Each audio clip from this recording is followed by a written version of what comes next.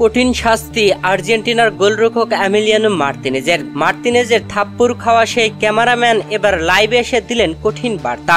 দর্শক, কলম্বিয়ার বিপক্ষে 2026 বিশ্বকাপ বাছাই পর্বের ম্যাচে মাঠে নেমেছিল আর্জেন্টিনা। গত 11 সেপ্টেম্বর এই ম্যাচে আর্জেন্টিনা কলম্বিয়ার কাছে 2-1 গোলের ব্যবধানে হেরে গেছে, যেখানে ম্যাচের 25তম মিনিটে আর্জেন্টিনা গোল হজম করে। প্রথমার্ধে আর কোনো গোল হয়নি, তবে দ্বিতীয়ার্ধের শুরুতেই নিকোলাস গঞ্জালেস দুর্দান্তভাবে গোল করে আর্জেন্টিনাকে সমতায় ফিরিয়েছিল। তবে ম্যাচের 54তম মিনিটে ডি বক্সের ভিতরে ফাউল করে আর্জেন্টিনা। রেফারি ভিআর থেকে দেয় পেনাল্টি, আর পেনাল্টিতে গোল আদায় করে নিয়ে ম্যাচের 60তম মিনিটে 2-1 গোলের ব্যবধানে এগিয়ে যায় কলম্বিয়া। এরপরে দুই দলের খেলোয়াড়দের মধ্যে বেশ তর্কও হয়েছে, যেখানে শেষ পর্যন্ত আর্জেন্টিনা গোল পরিশোধ করতে পারেনি। 2-1 গোলের ব্যবধানেই ম্যাচ হেরে যায়। দীর্ঘদিন পরে হারলো আর্জেন্টিনা।